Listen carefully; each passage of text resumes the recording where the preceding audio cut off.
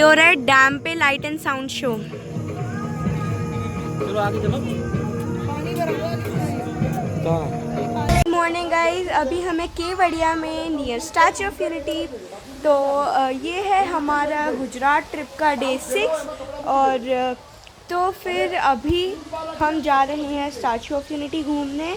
और now I am fit and fine, मेरी तबीयत ठीक हो चुकी है और हम लोगों ने ब्रेकफास्ट कर लिया, पूल में थोड़ा मस्ती कर लिया और फिर now we are ready to go to statue of unity. Guys अभी ये आप देख सकते हो सामने जो बड़ी सी स्टैचू दिख रही है, ये है स्टैचू ऑफ यूनिटी।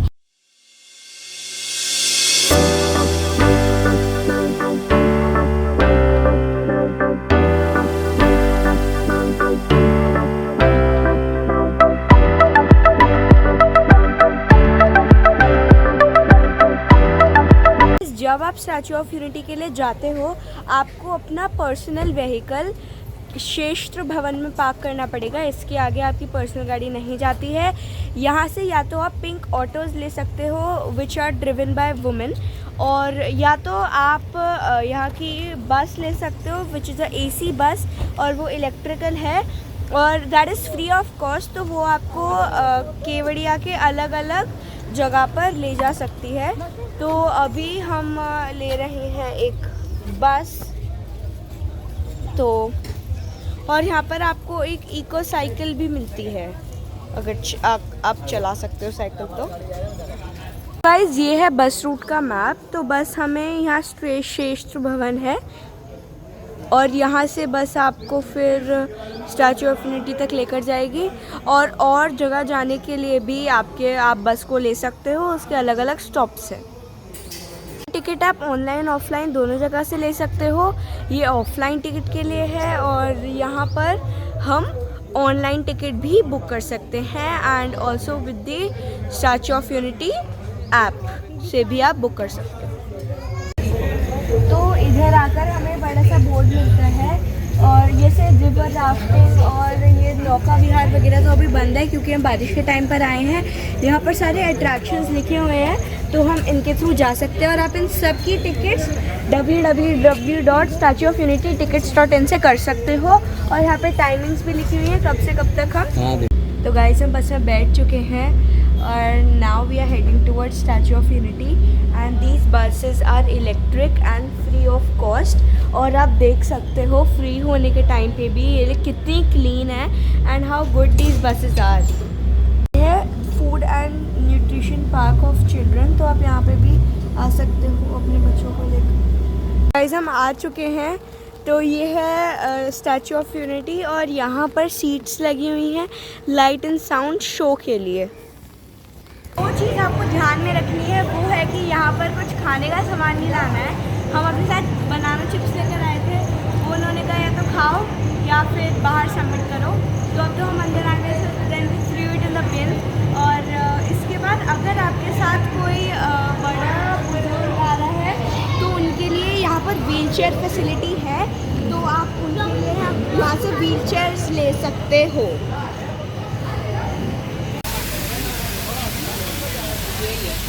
गाइस ये गुजराती में लिखा है तो मैं पढ़ नहीं पा रही हूँ, इतना तो पता है। नरेंद्र मोदी, श्री नरेंद्र मोदी लिखा है, ऊपर गुजरात सरकार लिखा है। जो भी हमारे गुजराती फ्रेंड्स हैं वो हमें बता सकते हैं।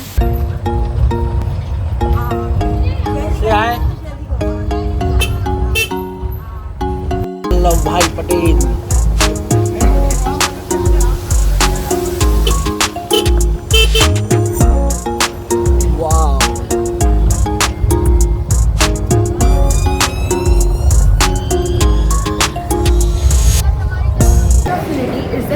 Statue of the world and it is 2 times, मतलब स्टैचू ऑफ लिबर्टी 2 बार एक के ऊपर एक कर दो तो हमारी स्टैचू ऑफ यूनिटी बनेगी। And statue of unity was made in the initiative of mister and honourable prime minister mister Narendra Modi. और यहाँ एक स्टैचू ऑफ यूनिटी की जो स्टैचू है उनके सरदार वल्लभ भाई जी के जो हेड है उसकी एक रेप्लिका यहाँ रखी गई है and it is all those textures and all are given to the statue and it makes it look so good. Guys, सरदार सरदार वल्लभ भाई पटेल को आयरन मैन ऑफ इंडिया बोला जाता है, क्योंकि इंडिया को जब फ्रीडम, इंडिया की इंडिपेंडेंस के बाद कई नेशंस, मतलब कई किंगडम्स ऐसे थे जो अपना किंगडम रखना चाहते थे, जैसे कि हैदराबाद और जम्मू एंड कश्मीर। तो सरदार वल्लभ भाई जी ने उनको बताया कि अगर आप इंडियन सोवियत ज्वाइन करते हो so you will get more advantages than you are getting alone. और फिर फाइनली सरदार वल्लभ भाई जी की प्रेजेंस में इंडिया वॉज यूनाइटेड नेशन, और ये सारे जो Hyderabad and Jammu and Kashmir join India, and तब से अब तक का India is same. So guys, this is the replica of statues face. तो जो फेस, जिस एग्जैक्ट लेंथ एंड विड्थ जो स्टैचू के फेस की है, that same replica is with all those textures and जो भी बारीकी से उसमें काम करा है वो सेम इस फेस में भी करा हुआ है। तो जो फेस सरदार वल्लभ भाई जी का स्टैचू में है, that same is here also. अगर आप स्टैचू ऑफ यूनिटी आते हो तो अगर आपको व्यूइंग गैलरी तक जाना है, जो कि स्टैचू की चेस्ट है, वहाँ तक का कॉस्ट आपको मिलेगा 380 पर हेड। और अगर आप स्टैचू के फुट तक ही जाते हो तो you can see the statue बाहर से ही, एंड उसका कॉस्ट होगा 120 रुपीज़ पर हेड। तो व्यूइंग गैलरी पे जाने के लिए यहाँ पर एलिवेटर्स होंगे which are inserted in both the foots of Sardar Vallabh Bhai Patel. तो गाइस, अंदर एक छोटा सा म्यूज़ियम मिलता है जिसमें ये स्टैचू कैसे बना उसकी हिस्ट्री बताई जाती है, सरदार वल्लभ भाई पटेल की हिस्ट्री बताई जाती है, और उनकी हिस्ट्री को जानने के लिए, सरदार सरोवर डैम की हिस्ट्री को जानने के लिए यहाँ 2 मिनी थिएटर्स भी हैं, जिनमें एवरी 15 मिनट्स में एक मूवी चलती है। So you can see that for more clarification. अभी हमें स्टैचू की चेस्ट में, which is the viewing gallery.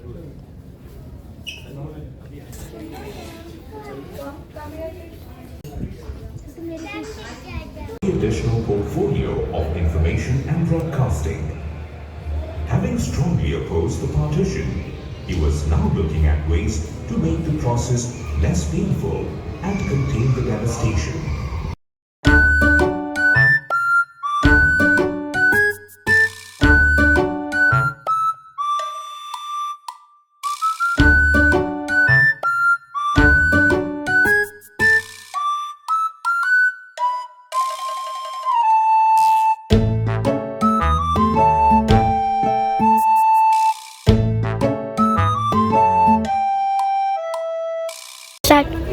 तो गाइज, अभी हमें स्टैचू ऑफ यूनिटी पे, और यहाँ बारिश होना शुरू हो गई है, और अभी हमें फुट एरिया पे मिस्टर सरदार वल्लभ भाई पटेल के, and the view is so good right है, पर हम उनका फेस नहीं देख पा रहे हैं because it is the tallest statue, और इतना टॉल होने की वजह से we can't see his face and you know level and all.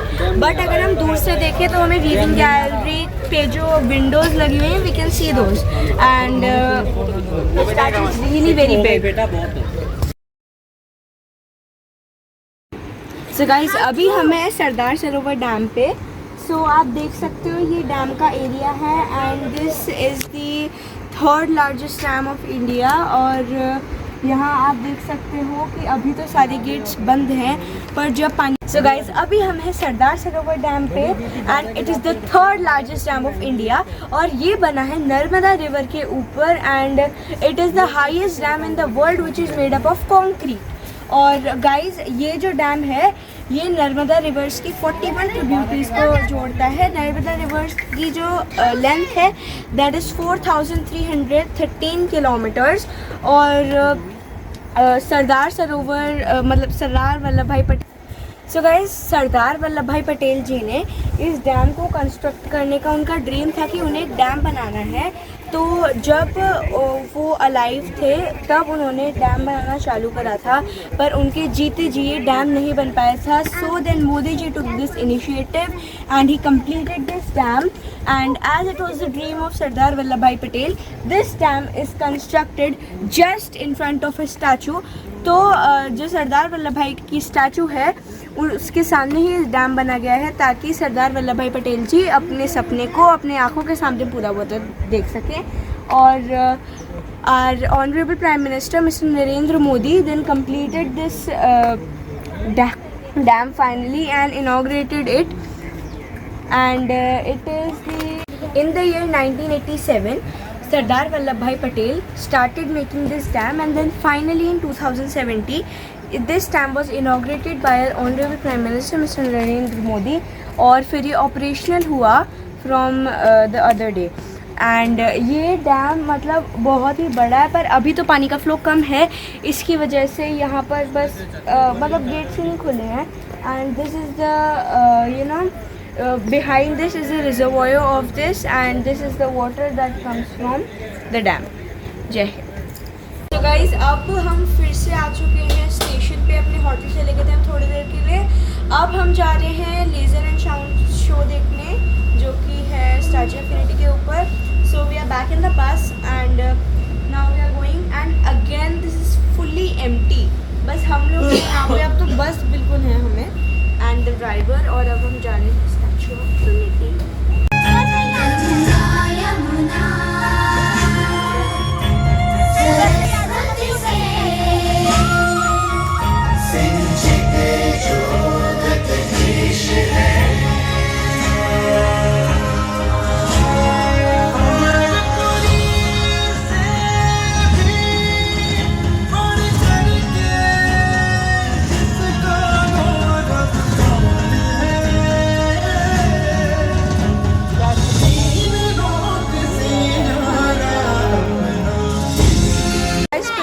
Mapping show ख़त्म हो चुका है. बहुत अच्छा था. और अगर आप यहाँ आते हैं तो इट इज़ मस्ट, आपको करना चाहिए. और अब हम जा रहे हैं डैम व्यू पॉइंट 1 पे. वहाँ पर होगा डैम का light and sound show. That रुक जा. शरण्या जी ने कोट याद करा है, सुनाएंगी अब वो आपको. गुवाहाटी अपना देश एक ही माटी. जी हो रहा है डैम पे लाइट एंड साउंड शो. चलो आगे चलो.